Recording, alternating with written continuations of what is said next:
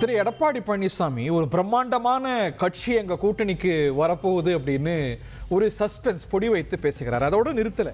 விடுதலை சிறுத்தைகள், கம்யூனிஸ்டுகள்லாம் திராவிட முன்னேற்ற கழக கூட்டணியில் எவ்வளோ கஷ்டப்படுறாங்க, அவங்கெல்லாம் இங்கே வந்தால் ரத்த நகம்பலம் விரித்து வரவேற்கும்னு சொல்ல, குழப்பத்தை ஏற்படுத்தாதீங்க, பாஜகவோட கூட்டணியை வச்சு எங்களை கூப்பிட்றீங்களான்னு அவங்கெல்லாம் பதில் சொல்லியிருக்கிறாங்க. என்ன கணக்கு போடுறார்? இதெல்லாம் அவர் சொல்கிறதுடைய பின்னணி என்ன அப்படிங்கிற கேள்வி எழுந்திருக்கிறது. இது தமிழக அரசியல் களத்தை பரபரப்பாகவும் சுவாரஸ்யமாகவும் ஆக்கியிருக்கு. இந்த விவாதத்தில் நம்முடைய இணையக்கூடிய விருந்தினர்கள் வேற சர்ச்சையில் பிஸியாக இருக்கக்கூடிய திரு திருச்சி வேலுசாமி இந்த சப்ஜெக்டுக்கு வந்திருக்கிறார். வணக்கம். அதே போல திரு பாலசிங்கம் அவர்கள் விடுதலை சிறுத்தைகள் கட்சியுடைய தலைமை நிலை செயலாளர், மற்றும் திரு முனவர் பாஷா அவர்கள் தமிழ் மாநில காங்கிரஸ் சார்பாக, திரு பொங்கலூர் மணிகண்டன் அவர்கள் மகிழ்ச்சியோடு இணைகிறார். அவரோட புன்னகையை பார்க்கும்போது இந்த பிரம்மாண்ட கட்சி அந்த கட்சி தானா கன்ஃபார்ம் பண்ணிக்கலாம் போட்டிருக்கேன், அந்த கட்சி தானா மணிகண்டன்? தெரியாம அந்த கட்சி அவருக்கு இல்ல அண்ணன் இல்ல அண்ணன் திருச்சி வேலுச்சாமியோட அறிமுகப்படுத்திய போது அது மிகப்பெரிய ஆனந்தமா இருந்தது. அதான் சிரிப்பு, வேற ஒன்றும் இல்ல. ஏன்னா காங்கிரசுடைய மூத்த தலைவர் மட்டுமல்ல, ஒரு சுயமரியாதை மிக்க ஒரு தலைவர். தவறு என்றால் தவறுதான் என்று பேசக்கூடிய ஒரு தன்னலம் இல்லாத தன்னிகர் இல்லாத தலைவர். அவருக்காக வணங்குறேன். சரி, நான் கேட்ட கேள்வி அந்த கட்சி தானா? பிரம்மாண்ட கட்சி அந்த கட்சி தானா? நீங்க இந்த ரகசியத்தை எந்த இடத்தில் சொல்ல வேண்டுமோ அந்த இடத்தில் தான் அதிமுக சொல்ல வேண்டும். இப்போ உங்ககிட்ட சொன்னா என்ன ஆகுங்க? இப்ப நீங்க முன்கூட்டியே நீங்களே முடிவு பண்ணி சொல்ல ஆரம்பிச்சீங்க, சொன்னா இன்னும் மியூகத்துக்கு விபரீத முடிவு வந்துருங்க. எனவே சொல்ல வேண்டிய நேரத்தில், சொல்ல வேண்டிய காலகட்டத்தில் சொல்ல வேண்டியதை பொதுச் செயலாளர் சொல்லுவார். அதற்கான தான் அந்த வார்த்தை. அந்த கட்சி இல்ல இல்ல எந்த கட்சி என்று இப்போது சொல்லவே முடியாதுங்க, சொல்லவே கூடாது. அண்ணன் திருச்சி வேலுச்சாமி அவர்கள் மிக மூத்த அனுபவமுடையவர். அவருக்கு நன்றாக தெரியும். நிச்சயமாக வருகிற 2026 தேர்தல் என்பது மிக வித்தியாசமாக இருக்கும். நீங்க தொடக்கத்திலே வேற கேட்ட நீங்க அங்க சம்பந்தம் இல்லாம கனெக்ஷன் கொடுக்குறீங்களே. இல்ல சார், எல்லாவற்றையும் சம்பந்தப்படுத்துவதுதான் அரசியல். அரசியல்ல இப்போ காங்கிரசுக்கும் அதிமுகவுக்கும் மிகப்பெரிய பந்தம் உண்டு, பாரம்பரிய நட்பு உண்டு, பாரம்பரிய கூட்டணி உண்டு, மறுக்க முடியாது. அந்த கூட்டணி தான் இயற்கையான கூட்டணி தான் இருந்தது. இப்போ வருகின்ற 2026 தேர்தலில் நிச்சயமாக திமுகவுக்கு மிகப்பெரிய ஒரு பேரதிர்ச்சியை அதிமுக அளிக்கும். வெற்றி மட்டுமல்ல, வேற நினைச்சு கேட்டேன். நீங்க வேற எதிர்பாராத பதில சொல்றீங்க. நீங்க ரசிகரா இருப்பீங்களே, அந்த கட்சியை மனசுல வச்சு கேட்டேன். நீங்க வேற ஒரு புதுசா கூட்ட போடுறீங்களே. இல்ல, நீங்க எந்த கட்சி என்று இப்பொழுது உங்கள் யூகத்துக்கே நீங்க வந்து நிச்சயமா முடிவு ஒரு மணி நேரத்துக்குள்ள இந்த கட்சியான்னு கேட்டு எல்லா கட்சியும் கொண்டு வந்து வருவீங்க, எனக்கு தெரியும். ஆனாலும் எந்த கட்சி என்று சொல்ல முடியாது. சொல்ல வேண்டிய காலத்தின் தேவை இப்போது இல்லை. காங்கிரஸ் கட்சி கிடையாது தானே சார்? சொல்ல முடியாது சார், எந்த கட்சின்னு சொல்ல முடியாது சார். நீங்க அதாவது அழைக்கவில்லை என்பதற்காகவே அவர்கள் வர வேண்டாம் என்ற அர்த்தம் அல்ல. யார் வேண்டுமானாலும் இந்த கூட்டணிக்கு வரக்கூடிய வாய்ப்பு உண்டு. ஏனென்றால் மக்கள் விரும்புகிறார்கள் இந்த ஆட்சியை, திமுக ஆட்சியை வீட்டுக்கு அனுப்புகிற மக்கள் விருப்பம். ஏன்னா காங்கிரஸே உண்டு. அதாவது கர்மவீர காமராஜருக்கு இணையான ஒரு தலைவர் இந்த நாட்டில் இன்றும் உருவாகவில்லை. அந்த தலைவர் கொடுத்து கொச்சையாக கருணாநிதியை பேசியிருக்கிறார் என்று ஒருவர் பேசுகிறார் என்றால் கொதித்து போய் நான் திருச்சி வேலுச்சாமி பேசிதான் வைரல். எனவே எந்த சூழ்நிலையிலும் அரசியல் மாற்றத்திற்கு தமிழ்நாடு தயாரா இருக்கிறது. பாஜகவை கைட்டி விடுறதுக்கு தயாராயிடுச்சா? அதுவும் எந்த சூழ்நிலையாலும் உருவாகலாம். அந்த சூழ்நிலையை நாம் வந்து உறுதியிட்டு அறிவிட்டு இப்படிதான் சொல்லவே முடியாது. 26 தேர்தலுக்கு இன்னும் 10 மாத காலம் இருக்கிறது. ஒரு 10 மாத காலம் சார், மிகப்பெரிய காலம். நான் அப்படி சொல்ல விரும்பல. ஆனால் 2026 நிச்சயமாக திமுக வீட்டுக்கு அனுப்படும். அதற்கான வியூகத்துக்கு அதிமுக முன்னோட்டத்தை துவங்கி இருக்கிறது. அத நீ குறிப்பா சொல்லுங்க, சுந்தரா டிராவல்ஸ் என்று ஐயா ஸ்டாலின் கிண்டல் பண்ணார். மக்களுக்கு சுதந்திரமான ஒரு காலத்தை உருவாக்கினால் டிராவல்ஸ் அது. எனவே அந்த டிராவல்ஸில் யாரெல்லாம் பயணிக்க போறாங்க, யார் யாரெல்லாம் கூப்பிடுறீங்களோ அவங்க எல்லாம் நாங்க மாட்டோங்கிறாங்களே. விடுதலை சிறுத்தைகளை கூப்பிட்டீங்க, என்ன சொன்னாங்க? ஏங்க எங்களை கூப்பிடுறீங்க, நாங்க எப்படிங்க வருவோங்கிறாங்க. ரத்த கம்பளம்னு கம்யூனிஸ்ட் சொல்லுது. நீங்க கூப்பிடுறாங்க, கதை வடைக்கிறாங்களே. சார் ஹரி சார், அழைப்பது விருப்பம். நீங்க அந்த 4 பேர் பேசுறது கூட யார் வேண்டும் அழைக்கிறீங்களா, அந்த மாதிரி ஒவ்வொரு கட்சியும் அழைப்பதற்கு உரிமை உண்டு. இல்ல அவங்க கேட்கறதுல ஒரு லாஜிக் இருக்குல்ல. பிஜேபி கூட்டணி வச்சுக்கிட்டு கம்யூனிஸ்ட வான்னு கூப்பிட்டா, விடுதலை சிறுத்தைகளை வான்னு கூப்பிட்டா, இப்ப நீங்க காங்கிரஸுக்கு சமிங்கை கொடுத்தா அதுல ஏதாவது லாஜிக் இருக்கா? சார் கேரளாவில் காங்கிரஸ் கம்யூனிஸ்ட் கட்சி எதிரி, இங்க ஒன்னாரு இல்லையா? இதுவரை காலத்தின் தேவை சார். காலம் எப்படி சூழ்நிலை உருவாக்குறதோ அதற்கு தக்கவாறு எல்லாமே ஒன்று சேர வாய்ப்புண்டு. எதையுமே அரசியலை மறுதளிக்க முடியாதுங்க. விபி சிங் ஆட்சி எல்லாமே ஒன்னா பிஜேபி காங்கிரஸ் இணை மறைமுகமா ஒன்று சேர்ந்து ஆதரவளிக்க இல்லையா? எந்த சூழ்நிலை வேண்டுமானாலும் அரசு உருவாகலாம். என்னங்க காலம் கனியும் அப்படின்னு இன்னமும் நம்புறாங்க. அதிமுகவினுடைய பொதுச் செயலாளர் எடப்பாடி அவர்கள் கூட்டணிக்கு அழைப்பு விடுத்திருக்கிறார். ஒரு கூட்டணிக்கு அழைப்பு விடுப்பது என்பது எப்படியாவது வெற்றி பெற வேண்டும் என்பதுதான் ஒரு கட்சியுடைய நோக்கமாக இருக்கிறது. அந்த அடிப்படையிலே அவர் விடுதலை சிறுத்தைகளுக்கும் இடதுசாரி கட்சிகளுக்கும் அழைப்பு விடுத்திருக்கிறார். அதோடு சேர்த்து ஒரு பிரம்மாண்ட கட்சி வரப்போகிறது என்கிற யூகமான ஒரு செய்தியை சொல்லியிருக்கிறார்.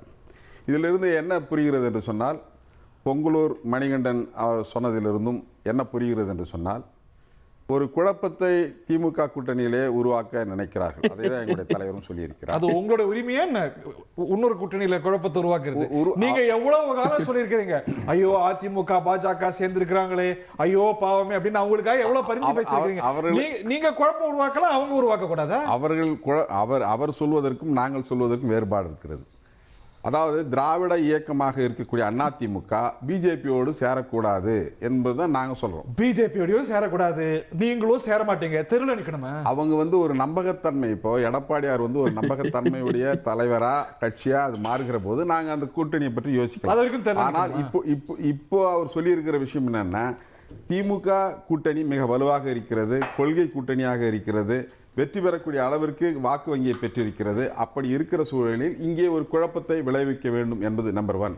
நம்பர் 2, அண்ணன் பொங்கலூர் மணிகண்டன் அவர்கள் சொன்னதிலிருந்து இங்கே பிஜேபியோடு இணைந்திருந்தால் வெற்றி பெற முடியாது என்கிற எண்ணம் அவர்களுக்கு உருவாகி இருக்கிறது. ஏன்னா பிஜேபியினுடைய தலைவர் அமித்ஷா அவர்கள், முன்னணி தலைவர்கள் ஒருவரான அமித்ஷா அவர்கள் தொடர்ந்து கூட்டணி ஆட்சி என்பதை பற்றி பேசிக்கொண்டு வருகிறார். இவர்கள் தனி மெஜாரிட்டியுடன் ஆட்சி அமைப்போம் என்று எடப்பாடியார் பேசி வருகிறார். அப்படி இருக்கிற போது இன்னும் அங்கே ஒரு சிங்க் ஆகலை. அந்த கூட்டணியை இன்னும் அதிமுகவும் பிஜேபியும் ஒன்றாக ஒரு சிங்க் ஆகக்கூடிய வகையில் இல்லை. அது மட்டும் நீங்க சொல்றத பார்த்தா அதிமுக பிஜேபியை தாண்டி ஆப்ஷன்ஸ் யோசிக்குது. அதோடைய விளைவு தான் உங்களுக்கு எல்லாம் கொடுக்கிற அழைப்பு நீங்க பாக்குறீங்க. அப்படிதான் நானும் பார்க்கிறேன். பிஜேபியை கழட்டி விட்டு கூட அவர்கள் வெளியேறலாம் என்பதாக தான் நான் பார்க்கிறேன். பொங்கலூர் மணிகண்டன் சொன்னதிலிருந்து அதை நான் நிரூபிக்கிறேன். ஒருவேளை பிஜேபியோட கூட்டணி வச்சாலும் பிஜேபியோட கூட்டணியிலிருந்து விலக கூட அதிமுக தயாராக இருக்கிறது. அதான் சொன்னா, இன்னும் அங்க சிங்க் ஆகல. இன்னும் என்டிஏ கூட்டணியில் இருக்கக்கூடிய கட்சிகள் எல்லாம் இருக்குதா இல்லையான்னு தெரியல. என்டிஏ கூட்டணியில் இருக்கக்கூடிய கட்சிகள் பாமக தேமுதிக எல்லாம் இருந்து அதெல்லாம் வரப்போகிறார்களா இல்லையான்னு தெரியல. ஒருவேளை ஓபிஎஸ் தினகரன் போன்றவர்களெல்லாம் வந்தால் இபிஎஸ் அதிமுக என்ன சொல்ல போகிறது என்பது தெரியல. அப்படியே அந்த கூட்டணி முரண்பட்ட கூட்டணியாக, பொருந்தா கூட்டணியாக, கொள்கை இல்லாத கூட்டணியாக அது இருக்குது ஒரு பக்கம். அப்படி இருக்கிற சூழலில் வெற்றி பெறுவது கடினம், வெற்றி பெறவே முடியாது என்பது அவர்களுக்கு தெரியும். என்ன காரணம்னா, ஒரு பக்கம் அவர்களுக்கு சிறுபான்மையினுடைய வாக்குகள் ஒட்டுமொத்தமாக பறிபோகிறது. பிஜேபியோட அதிமுக கூட்டணி வைத்ததால் அதிமுக மீது சிறுபான்மை மக்களுக்கு எப்பொழுதுமே எம்ஜிஆர் மீது, புரட்சி தலைவி ஜெயலலிதா மீது, அவர்கள் மீதெல்லாம் ஒரு நம்பிக்கை சிறுபான்மை மக்களுக்கு இருந்தது என்பது உண்மை. ஆனால் அந்த நம்பகத்தன்மை இப்போ இழந்திருக்கிறார்கள். பிஜேபியோடு கூட்டணி வைக்கிற போது சிறுபான்மையுடைய வாக்குகள் எல்லாம் இழக்கக்கூடிய பேரபாயம் இருக்கிறது. அப்படி இருக்கிற சூழலில் விஜயும் இங்கே களத்தில் இருப்பதால் வெற்றி பெறவே முடியாது என்கிற சூழ்நிலையில் தான் இப்படி ஒரு கூட்டணிக்கு அழைப்பு விடுக்கிறார். இடதுசாரிகளே இல்லை என்று சொன்னார் ஒரு கூட்டத்தில் கோயம்புத்தூரில். இங்கே சிதம்பரத்தில் வரும்போது இடதுசாரிகளுக்கு அழைப்பு விடுகிறார், ரத்தன கம்பளம் விரித்து வரவேற்கிறேன் என்று சொல்றார். பிஜேபி ஒரு ரத்த வெறி பிடித்த மதவெறியை இந்த நாட்டில் திட்டமிட்டு வெறுப்பு அரசியலால் மக்களை கூறு போட்டு வேறுபடுத்தி இருக்கக்கூடிய பிஜேபியோடு எப்படி போய் கம்யூனிஸ்டுகள் இணைய முடியும்? நாங்கள் ஏற்கனவே விடுதலை சிறுத்தைகள் பொறுத்தவரை எங்களுடைய தலைவர் அறிவித்திருக்கிறார், பிஜேபியோடு பிஎம்கோடு எங்களுக்கு எப்பொழுதும் கூட்டணி கிடையாது. அந்த கூட்டணி, அந்த கட்சிகள் இடம்பெறுகிற கூட்டணியும் நாங்கள் இடம்பெற மாட்டோம் என்று உறுதியாக சொல்லியிருக்கோம். தெரிந்தும் ஏன் கூப்பிடுறீங்க மணிகண்டன்? நான் திருமுனவர்கிட்ட போனோம். தெரிந்தும் ஏன் கூப்பிடுறீங்க? பிஜேபிக்கு மெசேஜ் சொல்றீங்களோ, எங்களை சீண்டாதீங்க, எங்களுக்கு வேற ஆப்ஷன் இருக்கு அப்படிங்கிற ஒரு சப்டெக்ஸ்ட் இருக்கோ இதுல?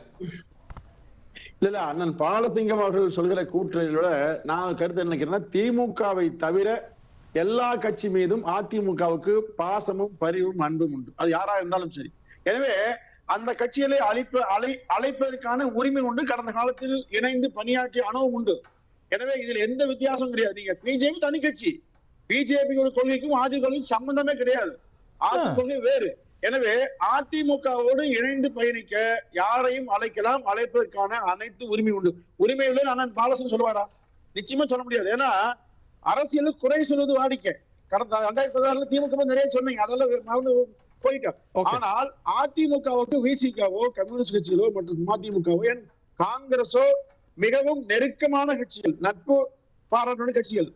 ஏன்னா முனைவர் பாஷா வேற மாதிரி பேசுவார். நான் என்ன நினைக்கிறேன்னா, திமுகவை வீழ்த்துகிற ஒற்றை நோக்கம் அதிமுகவுக்கு உண்டு. திமுகவோட பயணிக்கிற எல்லோருக்கும் திமுக மீண்டும் அரியணை அமர்த்துவதில் எண்ணமான கிடையாது. ஆனால் இங்க பிஜேபி இருக்குது என்கிற ஒன்றை மட்டுமே காரணம் காட்டிக்கொண்டு திமுக வெற்றி பெறுகிறது என்கிற தொடர்ச்சியாக வெற்றி வருகிறது என்கிற காரணத்தை வைத்துக் கொண்டு நீடிக்கிறாங்க ஒழிய கொள்கை ரீதியான கூட்டணியால் நிச்சயமா கிடையாது. கொள்கை மாறுபாடு எல்லாம் இருக்கு. Point taken. திருச்சி ஒரு சமயம் பாஸ் எல்லாம் காட்டுறாரு, போலியா இல்ல? உங்களுக்கு புரியலன்னா என்ன பண்ண முடியும்? ஒரு சினிமாவில் ஒரு வசனம், சொன்னாலும் புரியாது மண்ணாலும் வித்தை. தேர்தலுக்கு 6-7 மாசத்துக்கு மேல இருக்கு. ஒரு கூட்டணி எப்படி உருவாகல இதுவரையிலும் யாருக்கும் தெரியாத, இங்க இருக்கிற ஒருத்தருக்கு மட்டும் தெரிஞ்ச ஒன்று சொல்லிடுறேன். மனோகர் பாஷா இருக்காப்புல. ஒரு நாள் நான் வெளியில போற போது இங்க இடையில பார்த்துட்டேன், ஆட்டோவில் போகும்போது. அவரெல்லாம் எதிர்கட்சிங்க, அவரெல்லாம் ஒரு வரலாறு சொன்னா நீங்க ஒத்துக்க மாட்டீங்களே. நாட்டில் ஏங்க எப்படி இருக்கீங்க? உண்மையே வெளியே வரக்கூடாது நினைக்கிறீங்க. அவர்கிட்ட என்ன இந்த பக்கம் போற, நான் நடராஜனை பார்க்க போயிட்டு இருக்கேன்னு சொன்னேன். நீ என்னையான்னு கேட்டேன். ஐயாவுக்கு ரொம்ப உடம்பு சரியில்லை, அவரை பார்க்க போகிறேன், அவன் போகிறேன் உன்னை விட்டுட்டு போகிறேன்னு சொன்னேன்.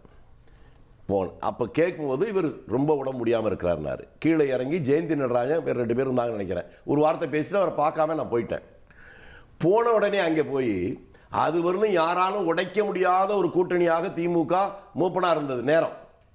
நான் நடராஜன்கிட்ட விளையாட்டா சொன்னேன், நடராஜன் மூப்பனார் எடுக்கிற முடிக்கு தான் வெற்றி தோல்வி நிர்ணயிக்க போகுதுன்னு எனக்கு தெரியுது. நடராஜன் ஆமா, உங்களுக்கு பழக்கம் இருக்கான்னு. பழக்கம் இல்லை, இருக்குதோ இல்லையோ, இப்போ உடம்பு சரியில்லை அவருக்கு, போய் பார்த்து விசாரிச்சுட்டு வான்னு சொன்னேன். எப்படி போறதுன்னாரு. இதென்ன எப்படி போறது, போய் பார்த்து உங்க ஊருக்காரர் தானே, நீயும் வந்தா போலான்னாப்புல. நான் அங்கிருந்தே ஃபோன் பண்ணி முனவர்கிட்ட நீ வீட்டு வாசல்லே நில்லுன்னு சொன்னேன். நின்னாப்புல. இவருக்கு தெரியாது. அங்க வந்த உடனே காரில் உள்ள நடராஜன் உட்காந்துருக்கிறாரு. முனவர் நடராஜனை கூட்டு போடு, நீ வாங்க, நான் வந்தா நான் தான் கூட்டு வந்தேன்னு ஆயிரும், தப்பா போயிடும், அதனால நீ அவர் கூட போ. போய் விசாரிச்சுட்டு வந்தாரு. வந்தோடனே நீ சொன்னது சரியா போச்சு, ரொம்ப நல்லா தான் பேசினாரு என்கிட்ட, இதுக்கு முன்னால் அவர்கிட்ட பேசுனது இல்லை. யோ நீ என்ன செய்வேன்னு தெரியாது, நாளை காலையில் குறைஞ்சபட்சம் உங்களுடைய மனைவியை வந்து விசாரிச்சுட்டு போக சொல்லணும். அடுத்த நாள் காலையில் அவர் மனைவி மட்டும் இல்லாமல் அந்த கட்சியினுடைய தலைவி 2 பேரும் சேர்ந்து விசாரிச்சுட்டு வந்தாங்க. ஒரு உணர்வு நிலையில் ஒருத்தரை பார்க்க போனதுல கூட்டணியே மாறி ஆட்சியே மாறி போச்சு. சசிகலாவும் ஜெயலலிதாவும். ஆமா, இதுக்கு காரணம் இதான்னு சொன்னவங்கள நம்ப முடியுதா?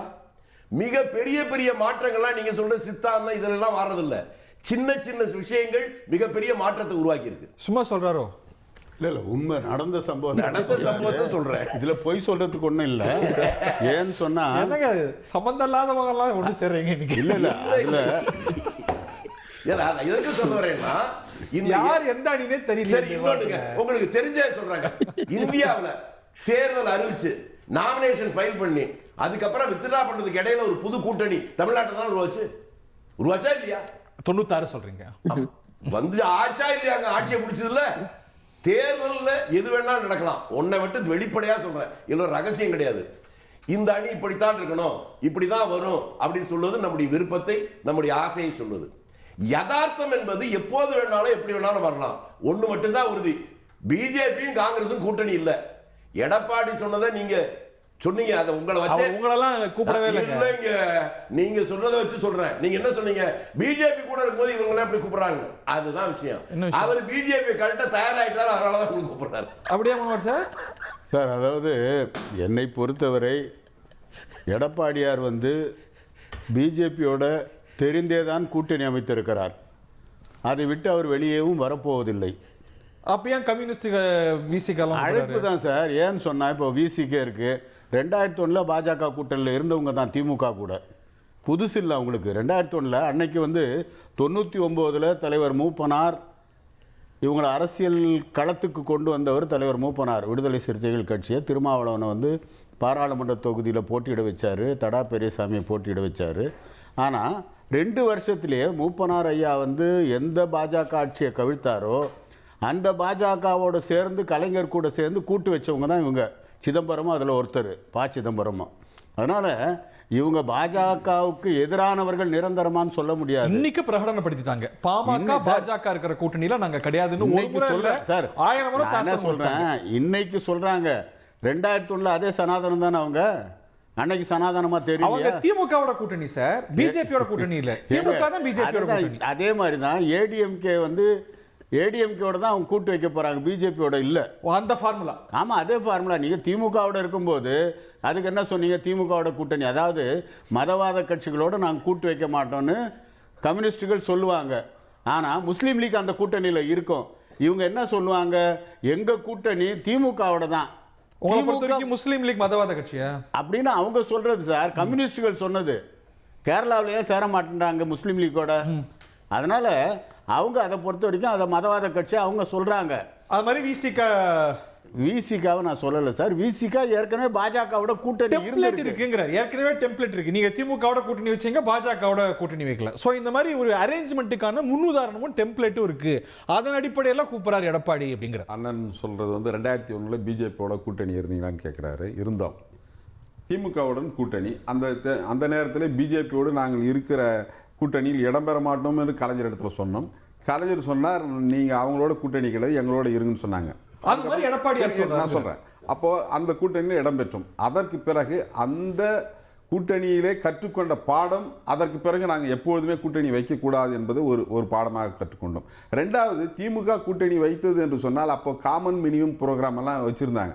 370 தொடக்கூடாது, 370 தொடக்கூடாது, ராமர் கோயில் கட்டக்கூடாது, இப்படி பல நிபந்தனைகளோடு தான் அந்த கூட்டணி இருந்தது. ஆனால் இன்னைக்கு அதிமுக கூட்டணி சேர்ந்து இருக்குதுன்னு சொன்னால் என்ன ப்ரோக்ராம் அவங்களுக்கு சொல்லியிருக்காங்க? என்ன காமன் மினிமம் ப்ரோக்ராம் ஏதாவது இருக்குதா? ஏதாவது நிபந்தனை விதிச்சிருக்காங்களா? எதுவுமே இல்லை. அதனால் 2001 விடுதலை சிறுத்தைகள் கற்றுக்கொண்ட பாடத்தினுடைய விளைவாக நாங்கள் இனி எப்போதும் பிஜேபியோடு சேர மாட்டோம். ஏன் சேர மாட்டோம்னா, பிறப்பின் அடிப்படையில் ஏற்றத்தாழ்வை கொண்டிருக்கக்கூடிய ஒரு கொள்கையை கொண்டிருக்கக்கூடிய சனாதன கொள்கையை கொண்டிருக்கக்கூடிய பிஜேபியோடு நாங்கள் சேர மாட்டோம். இன்னொன்று, அவர்களுடைய அரசியல் என்பது இந்துத்துவ அரசியல். இந்த நாட்டை இந்து மயமாக்க வேண்டும், இந்து நாடாக ஆக்க வேண்டும் என்பதுதான் அவருடைய அரசியல். அதன் மூலம் ரிசர்வேஷன்ஸ் நான் புரிஞ்சுக்கிறேன். சோ இந்த தேர்தலில் எந்த மறைமுகமான அரேஞ்ச்மெண்ட்டுக்கும் போக மாட்டீங்க. மைனஸ் பிஜேபி ஐடிஎம்கே அதுக்கும் வாய்ப்பு இல்லை. இந்த தேர்தலை பொறுத்த வரைக்கும் எங்கள் தலைவர் நேற்று 2 நாட்களுக்கு முன்னாடி கூட சிதம்பரத்தில் சொன்னார், எந்த சூழ்நிலையிலும் பிஜேபி இடம்பெறுகிற அணியில் நாங்கள் இடம்பெற மாட்டோம் என்று சொல்லியிருக்காரு. அது மட்டும் இல்லாமல் சரி, அதிமுக ஒருவேளை பிஜேபியை விட்டு அதிமுக வந்துடுதுன்னா அதோட இடம்பெறுவீங்களான்றது கேள்வி, எல்லோரும் வைக்கக்கூடிய கேள்வி. ஆனால் இன்றைக்கு அதிமுகவை ஆட்டுவிக்கிற ஒரு கட்சியாக பிஜேபி இருக்கிறது. பிஜேபியுடைய வலையிலே விழுந்திருக்கக்கூடிய கட்சியாக அதிமுக இருக்கிறது. கூட்டணியை விட்டு வெளியே வந்தாலும் கூட்டணியோடு இருந்தாலும் எல்லாவற்றையும் ஆட்டுவிக்கிற சக்தியாக பிஜேபி RSS திகழ்ந்து கொண்டிருக்கிறது. அதனால தான் அவங்க கிட்ட வந்து ஒரு நம்பகத்தன்மை இதுவரைக்கும் உருவாகவில்லை.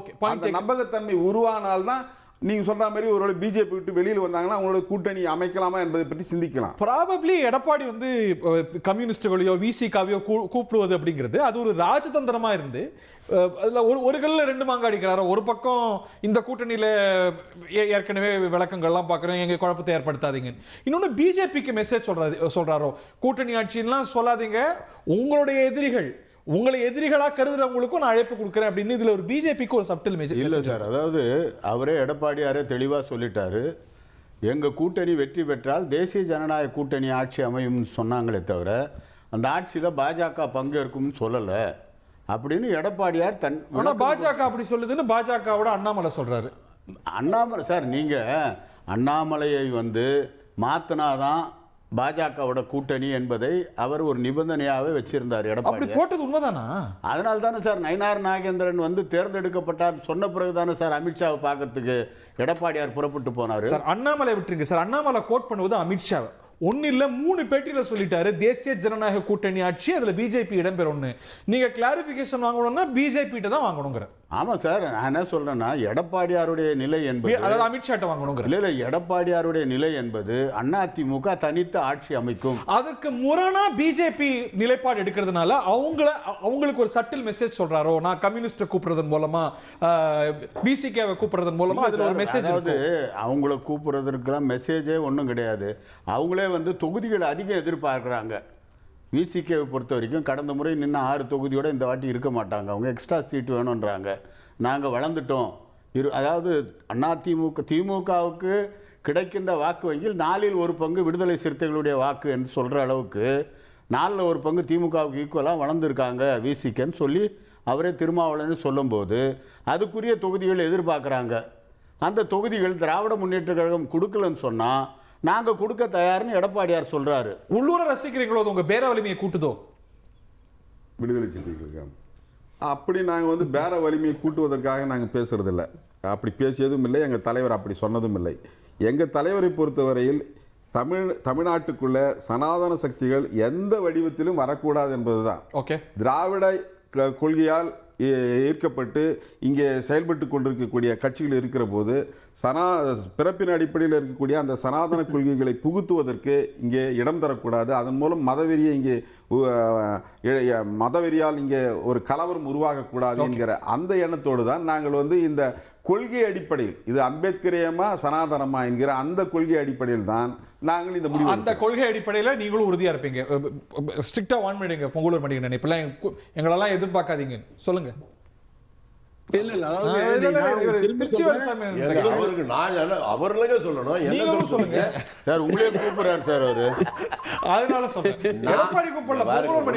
முதல்ல தெளிவா சொன்னேன். இப்பெல்லாம் நம்ம பேசிக்கிட்டு இருக்கலாம் வழிய இதுவெல்லாம் முடிவு என்று சொல்வது நம்மை நாமே ஏமாற்றிக் கொள்வது. அதுக்கு தான் முதல்ல சொன்னேன், தேர்தல் அறிவிச்சு நாமினேஷன் ஃபைல் பண்ணி வித்ட்ரா பண்ண போற இடத்துல புது கூட்டணி வந்து சொன்னேன். எதுவும் நடக்கலாம், எப்படி நடக்கலாம் அது வேற. ஆனா அது கூட்டணி எப்படி வரணும், என்ன வரணும், தயவு செஞ்சு ஒரே ஒரு உதாரணத்தை சொல்றேன். அதுக்கு முன்னோர் காரணம், நாங்க அங்க படிச்ச பாடம் அது. 1973 மகாபலிபுரத்தில் மாணவர் காங்கிரஸ் கேம்ப், கடைசி நாள் காமராஜர் வர்றாரு. எல்லார்ட்டையும் கேள்வி கேட்டோம். வேலுசாமி நான் தான் கூட்டிட்டு வரேன். அதை தான் சொல்றேன், நீங்க இருந்தா சாட்சின்னு சொல்றேனே. அடுத்து சொல்ல போறதுக்கு அவர் சொல்லணும்ல, எதிர்கட்சியில் இப்ப இருந்தாலும் நான் சொல்றதை மறுக்க முடியாது. அவர் எல்லார்ட்டையும் நான் கேள்வி கேட்டேன். அவர் வந்த உடனே யாருமே கேள்வி கேட்கல. என் பக்கத்தில் இப்போ மெட்ராஸ் ஹைகோர்ட்ல ஆயர் இருக்காரு. நீ எல்லார்ட்டையும் கேள்வி கேட்டில்ல, எங்க அவர்கிட்ட கேளு, எதையாவது கேட்கணும் இருந்தேன். என்ன அப்படின்னாரு, நாம திமுக ஆதரிக்கிறோமா எதிர்க்கிறோமா ஐயான்னு. முட்டாள் பைத்தியக்காரன் உட்கார அப்படின்னாரு. எனக்கு ஒரு மாதிரி ஆயிட்டேன். கொஞ்ச நேரம் வச்சு திரும்பி பெரிய மனுஷன் யோசிச்சு திரும்பி, எந்திரி நீ எதுக்கா அப்படி கேட்டேன்னாரு. நான் சொன்னேன், கொஞ்ச நாளைக்கு முன்னால அந்த கட்சியிலிருந்து எம்ஜிஆர் வெளியே வந்தாரு, நாடு முழுக்க கலவரம் வந்துச்சு, நீங்க சும்மா இருந்திருந்தா லா அண்ட் ஆர்டர் பிரச்சனையே ஒரு ஆட்சியை கூட கவுந்திருக்க வாய்ப்பு இருக்கு. நீங்க ரெண்டும் ஒரே குட்டையில் உரிய மட்டைன்னு சொன்னீங்க, அதனால தான் கலவரம் நின்றுச்சு, ஆட்சி நீடிக்குது, அதனால சந்தேகம் வந்துச்சு.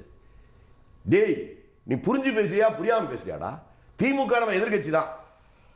நாளைக்கு நீயே இந்த ஊர்ல முதல் மந்திரியா வந்துடும் வச்சுக்க, எல்லாரும் ஒன்று ஆதரிப்பானா? ஊருக்கு 4 பேர் ஒன்று எதிர்ப்பான்ல.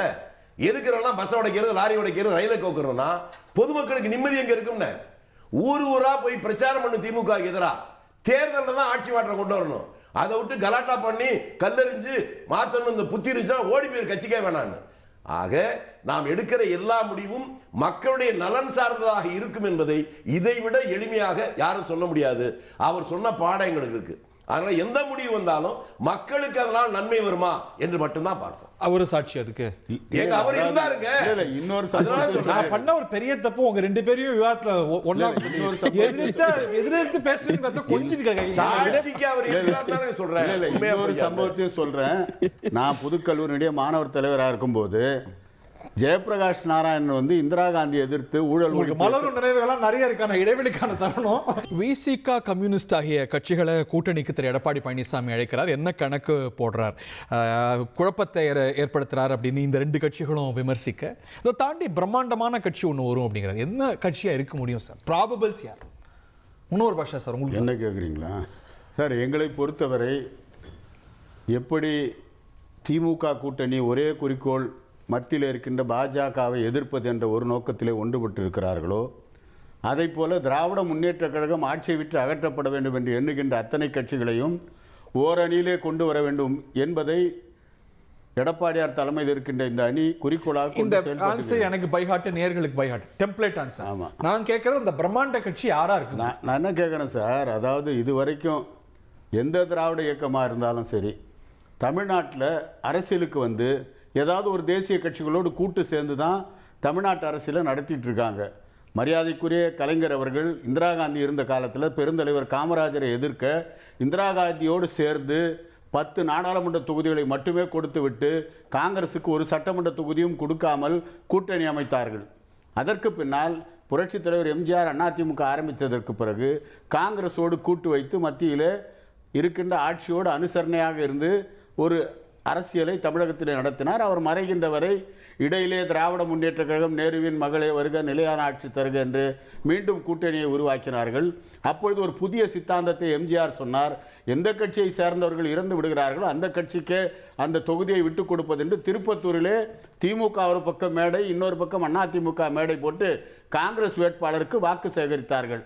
ஆக ஒட்டுமொத்தமாக பார்ப்பீர்களே ஆனால் ஒரு பொது எதிரியை வைத்துத்தான் தமிழகத்திலே அரசியலை திராவிட கட்சிகள் நடத்தி இருக்கிறார்கள்.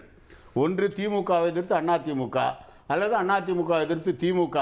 ஆக ஏதாவது ஒரு தேசிய கட்சி காங்கிரஸோடு அதிமுக இருக்கிறது என்றால் பாஜகவோடு திமுக இருந்திருக்கிறது. இப்படி காலத்திற்கேற்ப யாருமே தீண்டத்தகாதவர்கள் என்று இவர்கள் கருதியதே கிடையாது. திராவிட கட்சிகளை பொறுத்தவரை அவர்களுக்கு அந்த நேரத்தில் என்ன ஆதாயமோ அதற்கேற்ப கூட்டணி அமைத்துக் கொள்கிறார்கள். கருதணும்ல. இப்ப பிரம்மாண்ட கட்சினா தாவேக்காவா இருக்க வாய்ப்பு இருக்கா? ஏன் தாவேக்கா தவிர வேற எந்த கட்சி சார் இருக்கு? ஆஹா, அப்படி போடுங்க. தாவேக்கா சார், தாவேக்கா வந்து ஒரே நேரத்தில் கொள்கை எதிரி. பிரம்மாண்ட கட்சி உங்க புரிதல்ல தாவேக்கா? என்ன பொறுத்தவரை தாவேக்கா வரணும் சார், நாம் தமிழர் கட்சி வரணும் சார். எல்லாருமே திமுகவை எதிர்க்கிறதுல ஓரணியில சேரணும். அதுதானே உண்மையான திமுக ஆட்சி அகற்றணும்னு சொல்றது. மணிகண்டன் சிரிச்சாரு, சிரிப்பு அடக்கிக்கிட்டாரு. இப்போ ஏன் அடைக்கிறாரு? எல்லாரையும் தெரிஞ்சிரும்ல சார், எல்லாரையும் இணைக்கணும் சார். அதாவது ரேலிங் பாயிண்ட் வந்து தப்பதானே சொல்றாரு. அவர் சொல்றது தப்பதானே மணிகண்டன்? எப்படி தப்பு ஆக முடியும்? அவங்க தலைவர் வந்து அதை விரும்புறாரு சார். சொன்னா தப்பே தப்பு இல்ல. நீங்க வந்து குழப்பாதீங்க சார், நீ கமலாசனம் மாதிரி பேசாதீங்க. நான் என்ன சொல்றேன், தெளிவா சொல்றேன் சார். திமுக எதிர்க்கின்ற கட்சிகள் ஓரணிக்கு வர வேண்டும். அது தாவேக்காவும் இருக்கலாம், நாம் தமிழராகவும் இருக்கலாம். இந்த பிரம்மாண்ட கட்சி தாவேக்கான்னு இப்படி போட்டு உடைச்சிட்டாரு. கூட்டணி கட்சி வேற சார். கரியன் சார், பொதுவாவே உங்க விவாதத்துல கலகலப்பும் இருக்கு, கலகம் பிறகு எனக்கு நல்லா தெரியுங்க. கூடவே வேலுசாமி என்ன பண்றாரு, ஏன்னா அவர் ஆட்சியே கட்சியே கூட்டணியே கவிழ்ப்பாரு, சேர்த்துவாரு, எல்லா சூழ்ச்சியும் தெரிஞ்ச வேலுசாமி என்னன்னு. கூடவே நீண்ட அனுபவம் உள்ள முன்னாள் பாச்சா இருக்காரு. நீங்க சில விஷயங்கள் தான் சார் பூடகமா சொல்ல முடியும். எவ்வளவு ஐஸ் வச்சாலும் அவங்க வர மாட்டாங்க சார் கூட்டணிக்கு. சொல்லிட்டாரு இல்ல வர. நீங்க கரி சார், அரசியல்ல சில நேரங்களில் சில நாட்களில் சில வார்த்தைகள் வேலை செய்யும். அது வேலுசாமி என்ன தெளிவா செய்வார். இப்ப முனவர் பாச்சா அண்ணனுமே வேலுசாமி மிக நீண்ட கால தொடர்புடையவர்கள். நான் சொல்றேன், 26 பாருங்க, பல கட்சிகள் அணி மாறும். அது எந்த கட்சி ஏன் எதிரானது யாரும் தெரியாது. ஏன்னா கூட்டணியில இருக்கிறதாக சொல்லிக்கிற எல்லோருக்குமே ஒரு மிகப்பெரிய வெந்தனம் வேகிற மாதிரி மனதில் ஒரு வேகம் இருந்தே இருக்குது. அதுக்கு விடை நிச்சயமாக கிடைக்கும். அதைத்தான் எடப்பாடியார் நீண்ட அவர் அணுகுமுடையவர். நீ 26 அதிமுக ஒரு பொற்காலமான காலமாக அமையும். என்னென்ன எதனாலா திமுகவை யாருக்கு பிடிக்கல, திமுக வீழ்த்தப்பட வேண்டும். அதற்கு வெளியிருக்கிற எல்லோரும் ஒன்று சேர்ந்த தீர்வாங்க. இப்போ முன்னாள் பாச்சா என்ன சொன்ன சில விஷயங்கள்லாம் வந்து வெளிப்படையா சொல்லக்கூடியது அல்ல. இன்னும் சில மாதங்கள் போடுங்க. ஒரு காலகட்டத்தில் ராமதாஸ் சொல்ற மாதிரி போக போக தெரியுன்ற மாதிரி அதுக்கான காலமும் நேரமும் கணிந்து கொண்டு வருகிறது. என்ன உண்மை எதாவங்க இங்க பாருங்க, தொடர்ந்து சொல்றாங்க எல்லாரும் ஒண்ணு சேரலாம் திமுக. ஒவ்வொரு கட்சிகளும் அதிமுகவோடு மறைமுகமாக பேசிக்கொண்டுதான் இருக்கிறது. எல்லா கட்சியுமே அதை ஏன் எதற்கான சொல்ல முடியாது. அதற்கான சூழ்நிலை என்பது வெளிவரும் பாருங்க. யார் யாரெல்லாம் சார், யாரு எப்படி சொன்னாலும் சிக்கலாயிருமே. இப்ப எப்படி சொல்லுவீங்க? எந்த திமுகவை தவிர்த்து எல்லா கட்சிகளோடும் பேசல சார், நட்புண்டு இல்ல சார். சார் விசிக நெருக்கமான கட்சி, தோழமையான கட்சி, அன்பான மரியாதை கட்சி சார். அந்த கட்சி மேல சிந்தித்து வருதுங்க. ஏன் நீ அதை தனிமைப்படுத்துறீங்க? அதையும் சேர்க்கலாமே, ஏன் வேண்டாம் சொல்ல முடியும்? திமுகவை தவிர்த்து எல்லோரும் நட்பு சக்தி தான். விமர்சனம் என்பது அரசியலுக்காக மாறலாம் முடியாது, நட்பு சக்தி தான். விடுதலை சிறுத்தைகள் கட்சியை பொறுத்தவரை மற்ற அரசியல் கட்சிகள் நினைப்பது போல ஒரு சராசரி அரசியல் இல்ல கட்சி எல்லாரும் பேசிட்டு இருக்காங்கிறாங்க, நீங்க பேசல, அதை சொல்லிடுங்க. நாங்கள் சொல்லிட்டோம், ஏற்கனவே சொல்லியிருக்கிறோம், இப்போவும் எங்கள் தலைவர் வந்து உறுதிப்படுத்தியிருக்கிறார். ஆக விடுதலை சிறுத்தைகளை பொறுத்தவரை இது ஒரு சராசரி அரசியல் கட்சி அல்ல, கொள்கைக்காக இருக்கக்கூடிய ஒரு கட்சி. ஏன்னா மற்ற அரசியல் கட்சிகளுக்கெல்லாம் வெறும் அரசியல் அதிகாரம் மட்டும்தான் நோக்கம். ஆனால் விடுதலை சிறுத்தைகளுக்கு அரசியல் அதிகாரத்தின் மூலமாக இங்கே சமூக மாற்றம் நிகழ வேண்டும் என்பதுதான் விடுதலை சிறுத்தைகளுடைய நோக்கம். அதாவது ஒரு கூட்டணி வந்ததுன்னா அது லாப நட்ட கணக்கு, எத்தனை இடங்கள் பெறுவது, எத்தனை இடங்களை வெற்றி பெறுவது, ஆட்சி அமைப்பது. டிடிபி போனால் ஒய்எஸ்ஆர்சிபி வரணும், அதுதான் அவங்களுடைய லட்சியம். எங்களுக்கு விடுதலை சிறுத்தைகளுக்கு அது மட்டுமல்ல, இந்த அதிகாரத்தின் மூலமாக இந்த நாட்டில் இருக்கக்கூடிய பல்லாயிரம் ஆண்டுகளாக இருக்கக்கூடிய ஏற்றத்தாழ்வுகளுக்கு முடிவு கட்ட வேண்டும், சமூக மாற்றத்தை இங்கு உருவாக்க வேண்டும் என்பதற்காக உருவாக்கப்பட்ட கட்சி விடுதலை சிறுத்தைகள் கட்சி. அவங்க வந்து இப்ப இங்க கூட்டணிக்கு போறீங்க வரல, பேச்சு நடக்குது நடக்கல, இதெல்லாம் தாண்டி அவங்க அதுல ஒரு யுக்தியை கையாளுறாங்க. நீங்க உங்களை இல் ட்ரீட் பண்றாங்க, பாத்தீங்களா உங்களை திமுக இல் ட்ரீட் பண்ணதை நாங்க நல்லா நடத்துறோம் அப்படின்னு, அப்படி ஒரு எண்ணத்தை அந்த ஒரு நரேட்டிவா வலுப்படுத்துறாங்க. நரேட்டிவ் செட் பண்ணுறதுக்காக முயற்சி எடுக்கிறாங்க. அவங்களுடைய எண்ணம் என்பது என்னன்னா, அது பிஜேபியுடைய எண்ணமாக இருந்தாலும் சரி, தாவேகாவுடைய எண்ணமாக இருந்தாலும் சரி, அதிமுகவுடைய எண்ணமாக இருந்தாலும் சரி, எல்லாமே என்ன நினைக்கிறாங்கன்னா, எப்படியாவது அதில் குறிப்பாக பின்னணியில் இருந்து இயக்கக்கூடியது பிஜேபி ஆர்எஸ்எஸ். என்ன அவங்களுடைய நோக்கம்னா, திமுக கூட்டணி இன்டாக்டா இருக்குது, 7 ஆண்டுகளுக்கு மேலாக தொடர்ந்து வெற்றி பெறக்கூடிய அளவில் தொடர்ந்து வெற்றியை பெற்றிருக்கிறது. இந்த மாதிரியான ஒரு கூட்டணி இந்தியாவிலே இல்லை. அப்படி இருக்கிற சூழலில் இந்த கூட்டணியில ஒரு குழப்பத்தை ஏற்படுத்த வேண்டும், அந்த கூட்டணியில ஒரு சிதைவை ஏற்படுத்த வேண்டும் என்பது அவங்களுடைய நோக்கம். எதற்காக அந்த கூட்டணியை சிதைவை ஏற்படுத்த வேண்டும் என்று சொன்னால், இன்றைக்கு ஆரியத்தை எதிர்க்கக்கூடிய வல்லமை பொருந்திய ஒரு கொள்கை கொண்டது திராவிடம் தான். திராவிடம் ஆரியத்தை எதிர்க்கக்கூடியது, சனாதனத்தை எதிர்க்கக்கூடிய ஒரு கட்சியாக விடுதலை சிறுத்தைகள் இருக்குது. ஆகவே ஒரு கொள்கை அடிப்படையில் உருவாக்கப்பட்டிருக்கிற கூட்டணி தான் மதசார்பற்ற கூட்டணி. மதசார்பின்மை இந்த நாட்டில் காப்பாற்ற வேண்டும் என்பதற்காகத்தான் நான் விடுதலை சிறுத்தைகள் போராடி இருக்கிறது. அப்படிதான் அந்த கூட்டணி உருவாக்கப்பட்டிருக்கிறது. அந்த கூட்டணியும் விடுதலை சிறுத்தைகளும் சேர்ந்து உருவாக்கி இருக்கிற கூட்டணி, அது திமுக உருவாக்கி இருக்கிற கூட்டணி அல்ல. விடுதலை சிறுத்தைகளும் மற்ற கட்சிகளும் இணைந்து உருவாக்கப்பட்டிருக்கிற ஒரு கூட்டணி தான் அது. அந்த கூட்டணியை வலுப்படுத்த வேண்டியதும் வெற்றி பெற செய்ய வேண்டியதும் விடுதலை சிறுத்தைகளுடைய கடமை, விடுதலை சிறுத்தைகளுடைய பொறுப்பு. அந்த அடிப்படையில் தான் விடுதலை சிறுத்தைகள் வெறும் 1 சீட்டு 2 சீட்டு அதிகமாக வாங்கிடலாம் அந்த நப்பாசைக்காக போற கட்சி அல்ல. அது மட்டும் இல்லாமல் அவர்கள் எங்கள் மீது இன்சல்ட் பண்ணிக்கிறாங்க, எங்களை வந்து தாழ்த்தி நடத்துகிறாங்க அப்படியெல்லாம் நாங்கள் அதை ஏற்றுக்கொள்ளவில்லை. எங்களுக்கு தெரியும், எங்களுடைய பலம் எங்களுக்கும் தெரியும், எங்களுடைய எதிர்கட்சிகளுக்கும் தெரியும், ஆளுகிற கட்சிக்கும் எங்களுடைய பலம் தெரியும். ஆகவே நாங்கள் தான் அதை முடிவை எடுக்கிறோம். விடுதலை சிறுத்தைகள் அழைப்பு இல்லை, இது வந்து ஒரு கொள்கை கூட்டணி, நீங்க எல்லாம் கூப்பிடாதீங்க அப்படிங்கிற. சார் நான் என்ன சொல்றேன், விசிக வந்து பாலசிங்கம் ரொம்ப ஆவேசமா இது கொள்கைலாம் சொன்னார். மக்கள் நல கூட்டணி ஆரம்பிச்சிங்களா? அப்போ என்ன சொன்னீங்க? 2 திராவிட இயக்கமும் தேவையில்லை, 2 தேசிய இயக்கமும் தேவையில்லை, மாற்றத்துக்காக மக்கள் நல கூட்டணி ஆட்சி அமைப்போன்னு சொன்னீங்க.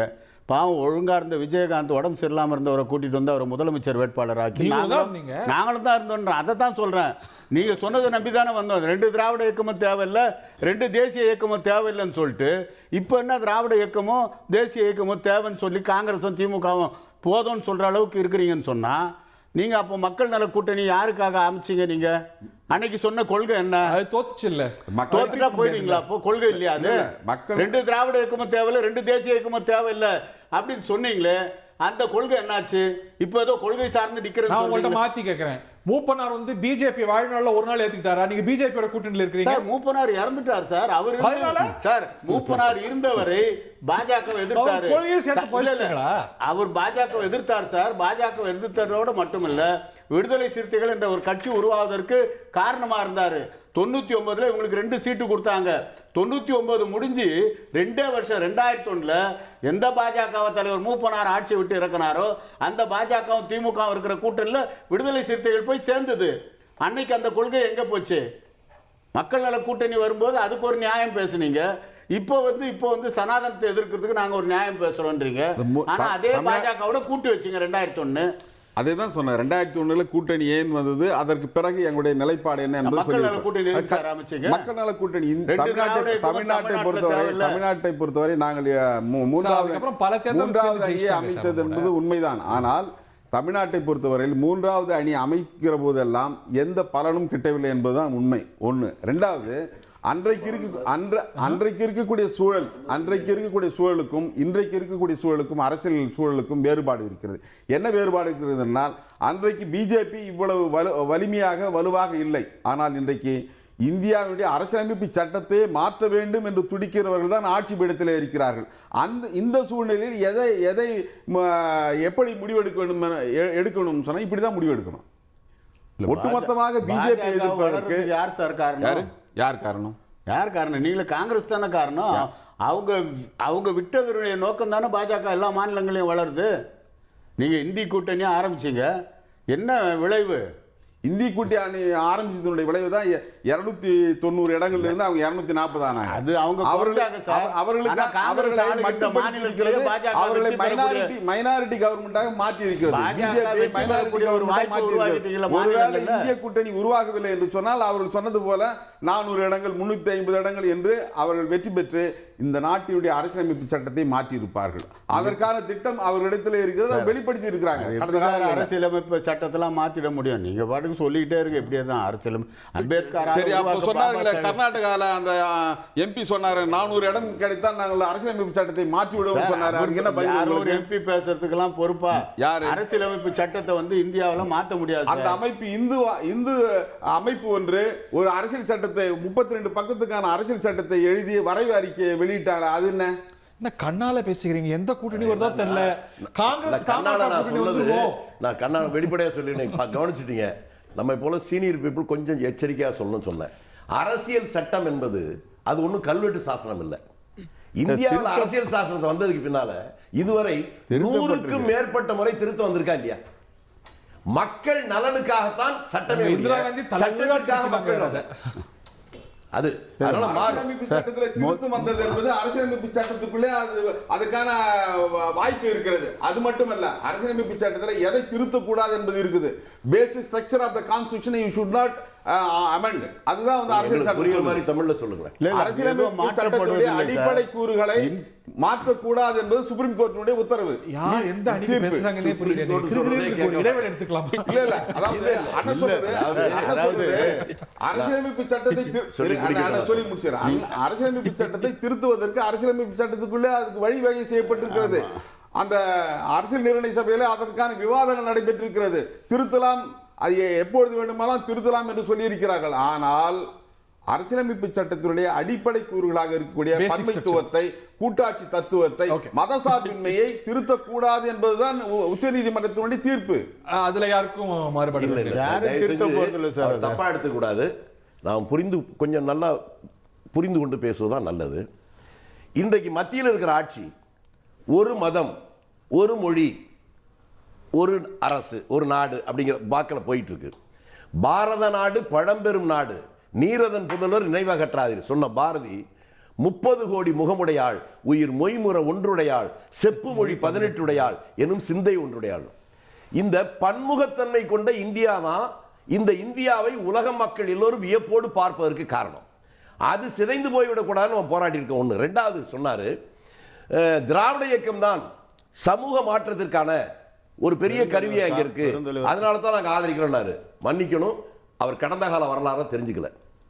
இந்திய நாட்டில் முதலாக அடிமை இந்தியாவிலேயே ஒரு பட்டியலினத்தை சேர்ந்தவரை 5 ஆண்டு காலங்கள் அமைச்சராக வைத்தது 37 காங்கிரஸ் ஆட்சி வருகிற போது ராஜாஜின் தலைமையில் VM முனுசாமி என்று வைப்போம். அடுத்து தம்பியை நான் நேரடியாக கேட்க, அவர் பதில் சொல்லட்டும். சனாதனத்தினுடைய மூலமே ஆணி வேற கோயில் கற்பகிரத்தில் இருக்கு.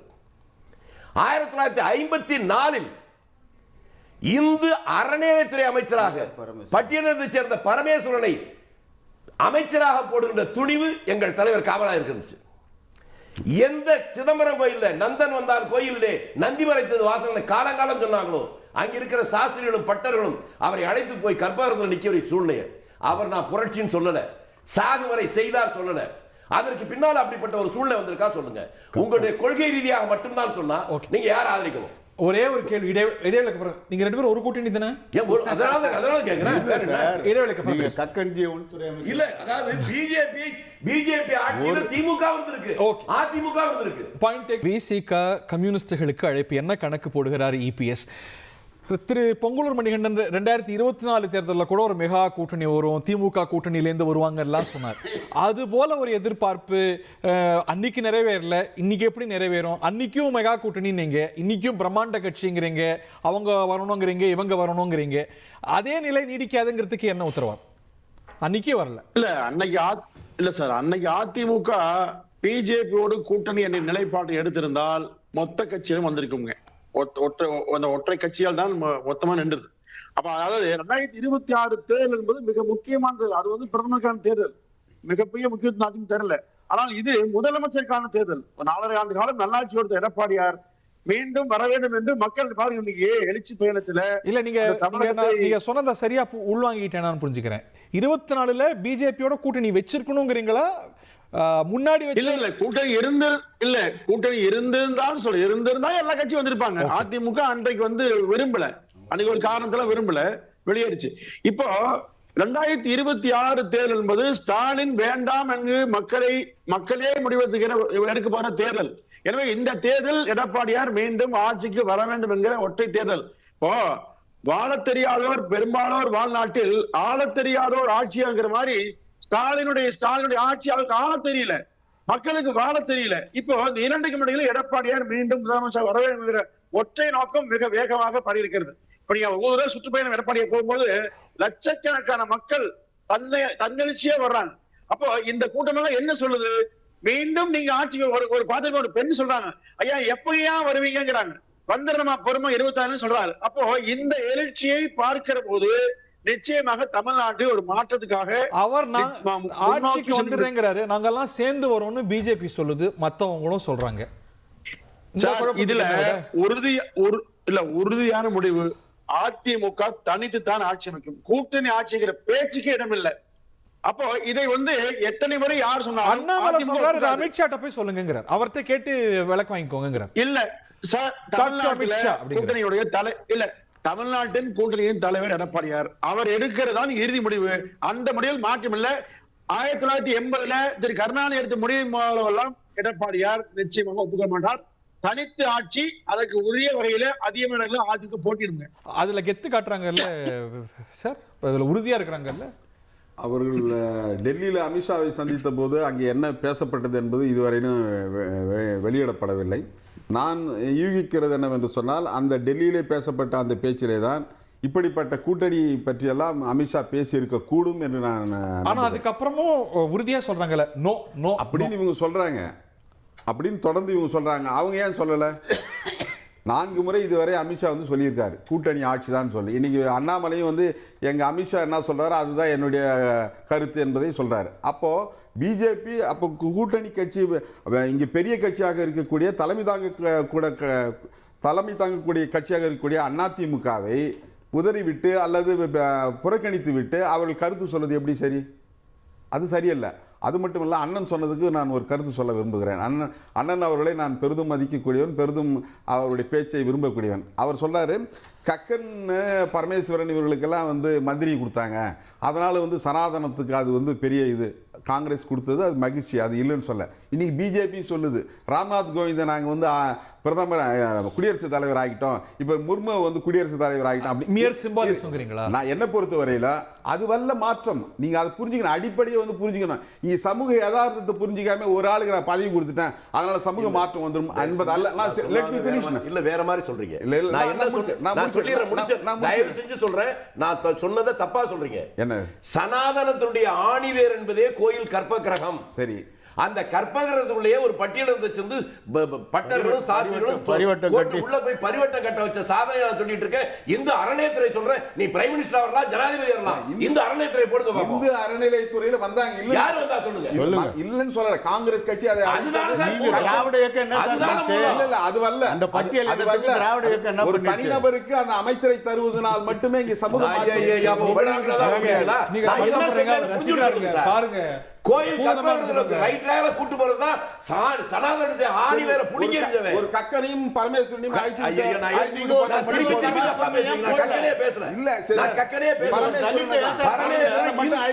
இந்து அறநிலையத்துறை அமைச்சர். சரிங்க, பரமேஸ்வரனை மட்டும் அழைத்து சென்று விட்டால் சனாதனம் ஒழிந்து போய்விடுமா? அது அல்ல. இங்க சரி, சமூக நீங்க ஒழிக்கணும். சமூக அந்த ஒருத்தர் யாரை இங்க கூட்டு போங்க பாப்போம். இருங்கண்ணே அண்ணே, நான் என்ன நீங்க சொல்றீங்கன்னு சமூக புரியாம மாற்றம் தப்பா என்பது சொல்றீங்க. அது அதோட அல்ல. பாயிண்ட் அதுக்கப்புறம் ஒரு ஏன் அமைச்சர் அவர் சொல்ல கருத்து என்னன்னா இப்ப ஏன் திமுக பண்ணலன்னு இல்ல, இல்ல, இதுவரையிலும் யாரும் யாரையும் பண்ணல அப்படின்னு சொல்றாரு. எந்த திராவிட இயக்கமும் பண்ணல. நானும் அதை வேண்டுகிறேன், அப்படி வரணும்னு விரும்புறேன். அதுக்காக ஆனால் போராடுங்க. சமூக விடுதலை சிறுத்தை மாற்றம் நான் கூட என்பது நிக்கிறோம். ஒரு நபரை அறநிலைத்துறை அமைச்சராக்கி கர்ப்பகிரகத்துக்கு கொண்டு போவது மட்டுமல்ல, ஒரு சமூக மாற்றம் இங்க நிகழணும். என்ன மாற்றம் நிகழணும்? சாதி இல்லாத சமூகமா மாறணும். அதுக்கான திட்டங்கள் எந்த கட்சி வச்சிருக்குது? அதை பற்றியான உரையாடல் பண்ணிருக்கீங்களா? இதுவரை எதுவுமே பண்ணல. ஊரும் சரி தனியா இருக்குது. அதை ஸ்கூல் பத்தி யாராவது application பேசிருக்கீங்களா? ஜாதி எடுக்க எப்படி சொல்லுங்க. சமூக மாற்றம் நிகழும்? நீங்க நினைக்கிற மாதிரி ஒரு நான் கூட நாளைக்கு கர்ப்ப கிரகத்துக்கு உள்ள போயிட்டா உடனே சமூக மாற்றம் நிகழ்ந்துருமா? அந்த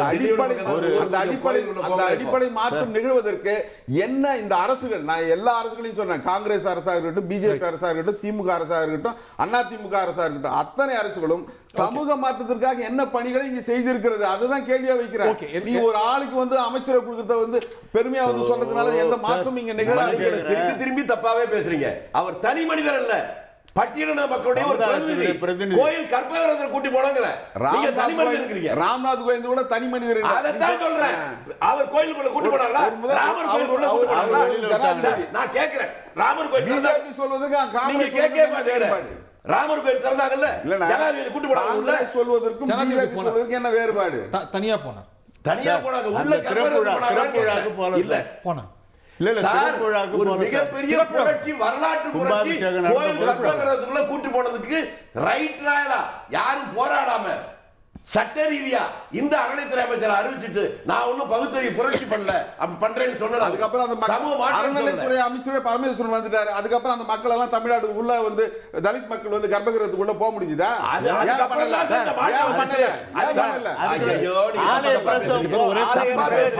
ஆலய பிரவேசம் நடத்தது தமிழ்நாட்டில் காஷ்மீர் இருந்து கன்னியாகுமரி வரை ஒவ்வொரு மாவட்ட தலைநகரிலையும் ஆலய பிரவேச போராட்டத்தை காங்கிரஸ் தலித்களை அழைச்சிட்டு போறது அவர் ரசிக்கிறார்.